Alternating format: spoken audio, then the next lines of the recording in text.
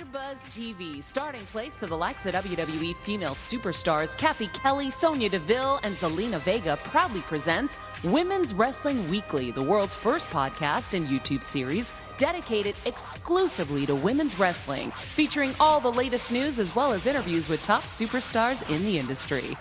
And now, AfterBuzz TV's own gorgeous lady of wrestling, TK Trinidad. Bonjour, you're watching Women's Wrestling Weekly, the #1 women's wrestling show on the planet. My name is TK Trinidad, aka the Canadian Assassin, and with me we have a very special co-host. They're joining in live and direct. He is from Kings County, from Kenya. Kings County, New York, not Kenya. Yeah, that too. Please welcome Bobito.com. What's going on, everybody? Thanks so much for having me here. He's not really from Kenya. And she hails from the valley, the very hot valley where there's fires. She's safe, thank goodness. The cows are good. Please welcome the farmer's daughter, Emily Mae. Hi, everyone. She's not the farmer's daughter either, but you know, that's how we do. I could go farming.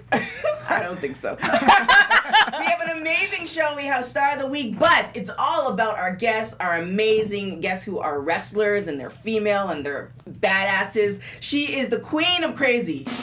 Her quote, not mine. The first lady of Lego, Canada's very own. Please welcome Addy Starr. Hey, guys. Hey. I'm always excited when we have Canadians on the show because I'm completely you biased. Look excited, yeah. I'm just, you know. You're beaming. It's just how we do. So, Addy, talk to us. Thank you for coming on the show. My first question is, you know, we have a lot of Canadian wrestlers that I've taken note of.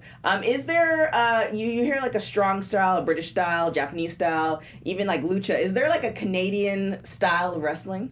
I mean, I would say in a way, yeah. I think Canada's kind of always been left behind a little bit in terms of wrestling. Tell me about it. We always get forgotten about for some reason. But if you really think about it, like Bret Hart and the Hart Dungeon is some pretty like intense, tough wrestling that's going on. And if you think about some of the Canadian wrestlers that are around right now, like Josh Alexander, me, I mean, if I do this, we're tough. So I think it's just people that are trying to prove themselves and show that we really have a place in wrestling. So I kind of feel like what people don't realize, it's true. It's like hockey and wrestling. What I've noticed, like just doing research and interviewing a lot of different folks, is like we have hockey wrestlers and then, you know, we have actors sprinkled in that. Yeah. But people don't know, like, we're nice, but then we also kick you in your face. Yeah, what's up with that? Everything with combat, we're just down for it. Yeah. just what happens. So tell us how you got into wrestling. You've been wrestling for a bit.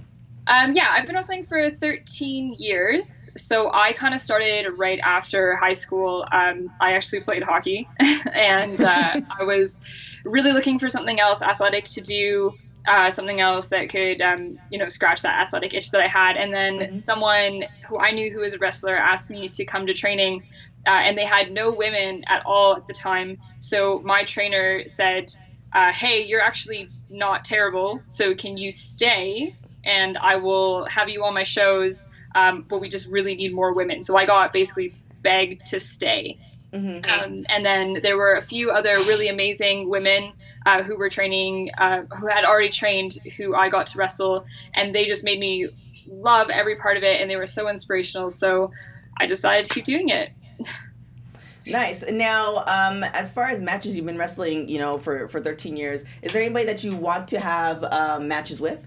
That you haven't had matches with yet? Ooh, I mean, I just recently ticked off a bucket list. I'd been wanting to wrestle Nick Gage for like the longest time. There's a whole 10-year story behind it. And I finally just this past weekend got to wrestle Nick Gage one-on-one, which was horrible and amazing all at the same time. So I think my kind of next step is going to be some of the higher up women who I have a ton of respect for. Lufisto comes to mind as one of the top people because her and I, again, both Canadian, but somehow we have never wrestled, which I find really strange. And I think that we would have a really tough, insane match. I really hope someone will do it before, you know, she finishes up with wrestling. Absolutely. I just want to make a statement up front and say I always pop for Northern Light suplexes. Doesn't matter who does them. I just love Northern Light suplexes. They're my favorite suplexes of all time. We're going to talk about your match history in just a moment. But before we do, I want to ask a question about the mental side of it. How do you prepare for some of the more intense matches you performed in your career, even before you even get out there? I mean, it's one of those things where I realize it will be over at some point. And so I kind of have this thought going into it that I'm just going to go out there, I'm going to do what I need to do, and then, 20 minutes later, it's done. So I never have this feeling of like permanence about my matches. It's kind of how I really approached a lot of like death matches too, especially because I know death matches are going to be horrible and they're going to hurt, but I know that there's only a certain amount of time that I'm going to have to really feel that horrible pain that I have. So I kind of approach it that way in the sense that it will be over and it will be amazing when it's done and people will be really happy about it when it's done. Oh man, I mean, I watched kind of your Lego death matches, and that that hurt me just watching it. Yeah, the Lego matches are pretty crazy because it's one of those things that everyone understands. Everyone has stepped on a Lego. Everyone knows what it feels like. So whereas a lot of death matches that I've done with like light tubes and barbed wire and thumbtacks, some people would never know what that feels like. When you watch someone get slammed on a huge pile of Lego, you know what that feels like, and it sucks. Totally. If you babysit any like 4-year-olds. So, I mean, why? Yeah, exactly. Why? I understand Hard the question. craft. I know, I understand the craft, and I respect it. But, like, do you volunteer for this, or is this something that you want to do, or, like, how did this come about? So, the first wrestling I ever watched was deathmatch wrestling, because I was not a wrestling fan growing up. I always make that really clear. I was introduced to it way later on in my life. So the first wrestling I ever watched was the IWA 1995 Japan King of the Death match. With, Oh my gosh. I just start off with like the straight chaser. So imagine seeing that as your first ever thing in wrestling and thinking like, oh, this is what wrestling is. So I did a death match when I was 17. Oh, wow. It was like barbed wire, spider webs, and all this other crazy stuff. And to me, it just became really normal. And to me, that was like, oh, this is what I'm good at, and this is what I should do in wrestling. So I kind of just kept going.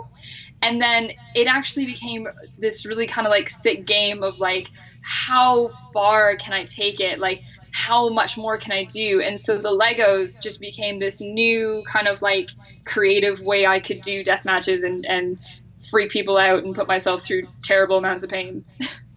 Wow. Okay, then. Oh man. Now, do you think there is definitely an art to it? Because obviously you're sitting here with us. You appear everything is intact and whole. Do you think this should be on television more often?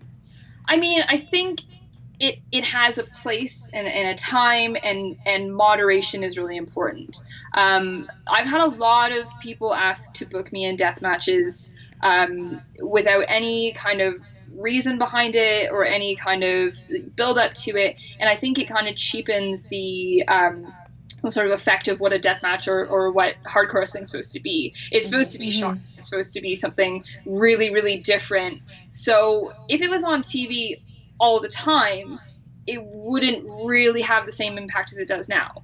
But the way that it is now, where we're not seeing that much kind of, blood and gore and all that stuff, when we do see it, like when we have, Joey Janela doing a death match with Jon Moxley, or seeing Goldust like bleeding all over the place, we feel a lot more towards it than we normally would. So I think it's really about doing it in moderation and tastefully, in a way that will create that kind of effect on the audience that we want. Now, the blood part. How does that? So the blood part is like a lot of bodily fluids. Is there a process before the match as far as safety? That's kind of why I'm asking. I mean, yeah. When I was doing death matches sort of more regularly, I was getting tested a lot. And whenever you worked for any sort of bigger deathmatch companies, they would ask for proof that you know had been tested and all these things. So I think safety is actually shockingly important compared to what you would really expect. I mean, there were all those scares, especially around, you know, people who had Hep C, I think was one of the big things going on. And when we in the deathmatch community heard about it, we all were like, whoa, whoa, whoa, like, we're not putting ourselves in that kind of risk. Like, if you get open, we can stitch it up, but you can't fix like a disease like that. So it is a huge part of it. We want everyone at the end of the day to go home to their families and be safe. And now, is it controlled? Meaning that I can say this because I can't remember these. Anyways, I was on X-Pac's show and he mentioned that like they kind of do like a small cut in order for the bleeding to start. Is that something that still happens today, or is that more of an old school thing? It does happen.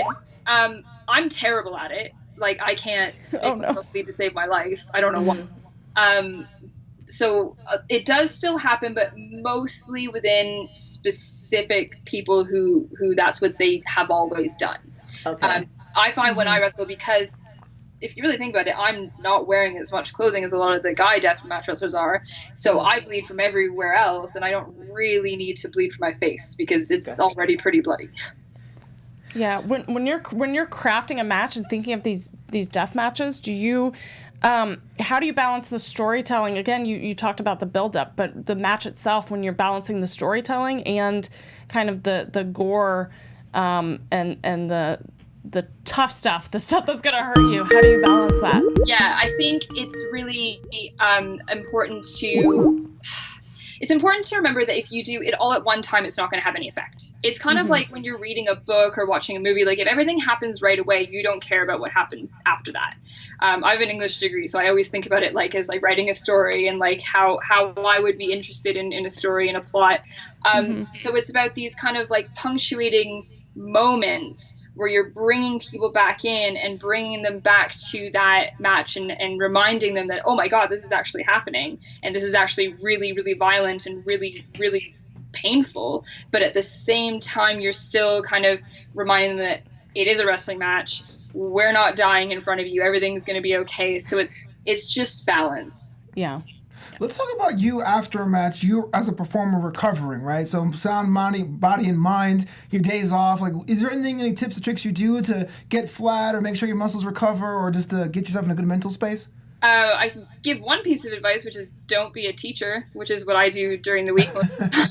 Oh wow! What grade? I teach high school. I taught high school. I'm currently not, which is probably a good thing. But I taught high school for the last 7 years. So I was like on my feet constantly all day. None of my running high school around. teachers looked like you. You look like a really cool high school teacher. No one ever believes when I tell them that. But yeah, so I was a high school English teacher, and I remember. And for what part of Canada? I was actually living in the UK for 6 years and was teaching over there. Nice. And some of the kids knew, so they used to ask me sometimes on Monday how I was feeling, and it was kind of funny. If they ever saw like the Lego matches, they would ask to see the cuts and things. But I know for a fact that like that was probably one of the worst things I can do. Like you need time off, which is why the people that do this job, you know, multiple times a week, I have nothing but respect for them. I have no idea how some of them get out of bed every day. I just recently went and saw a physiotherapist for the first time ever in my life, and the first thing he said was, "You need to stop wrestling forever." So I don't go to a physiotherapist anymore because. So what does your future look like? What are you hoping career-wise? I mean, I've always been very clear that this is not something that I want to do full-time forever. Because I know myself in terms of how much I'm a homebody, and I like to stay, you know, in my bed sometimes and you know, chill out and not have to travel all the time. So I think I've got a couple big goals that I want to accomplish. Like going to Japan is still probably my number one thing that I want to do. Hopefully doing death matches in like Big Japan or something. But I think there's a lot of time left in me, because I did take a break and came back with kind of this new lease on wrestling, and made it really sort of about what I wanted to accomplish rather than what most people expect you to want to accomplish.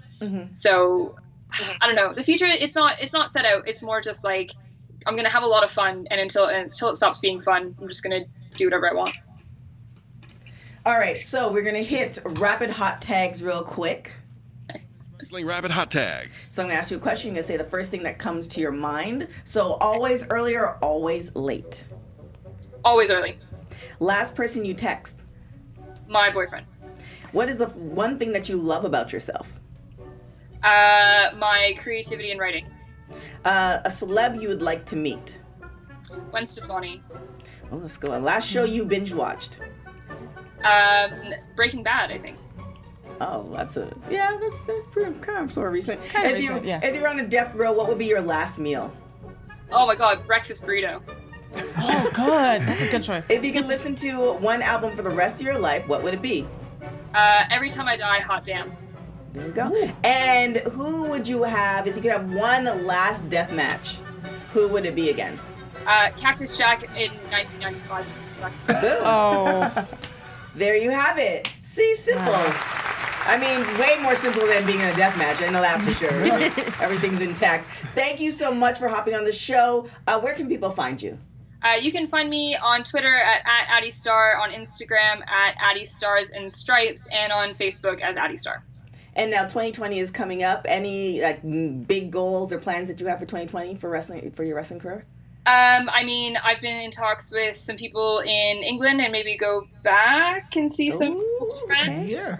Okay. All right, so we're going to see Addy Starr on the rise, like a rising star. Rising star. Yeah, but People already do that Shooting all star. the time. I know, right? Thank you so much for hopping on the show. Like I said, I am always about the Canadian, so I'm extra happy. So, it is what Thank it is. you. Well, It's yeah. favoritism. It's just- Canadian Northern Lights suplex. It makes sense. It all makes sense. There you have it. So thank you so much for hopping on the show. But we are going to move on. We're going to do a Star of the Week real quick, where Flobo's going to run it and do a Super costume fast. change into a white room and do the Star of the Week for us. Quick session. Call me the Flash. Shout out to Stephen Lemieux.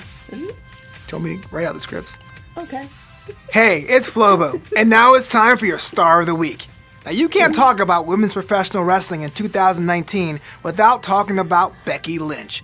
Born Rebecca Quinn on January 30th, 1987, Lynch has had a phenomenal year, making headlines inside and outside the ring. Whether it's being one of the first women to headline WrestleMania along with Charlotte Flair and Ronda Rousey, or appearing as the first female superstar on the cover of the WWE 2K video game, Lynch has come a long way from her steampunk days as the Irish Lass Kicker. And who could forget Becky Two Belts? If this is her 2019, who knows what 2020 has in store? Because of this, Becky Lynch is our Star of the Week. I was dropping ad-libs like a rapper, right? Shout out to Stephen Lemieux.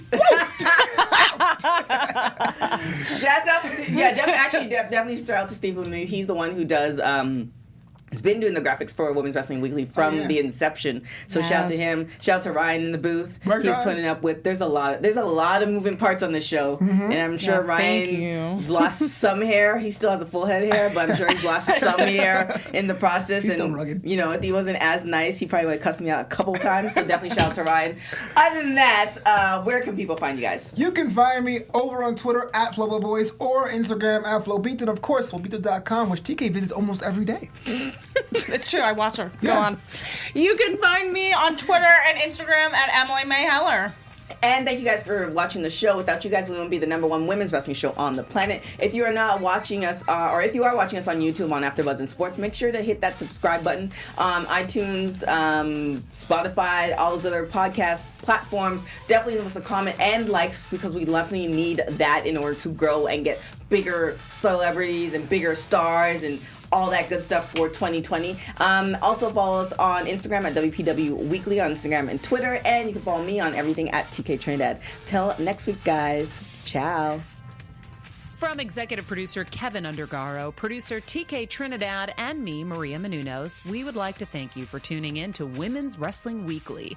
To help TK, the crew, and women's wrestling in general, we ask that you subscribe, rate, and comment on Women's Wrestling Weekly at Apple Podcasts, and subscribe to our AfterBuzz TV wrestling channel on YouTube for this and other outstanding wrestling content.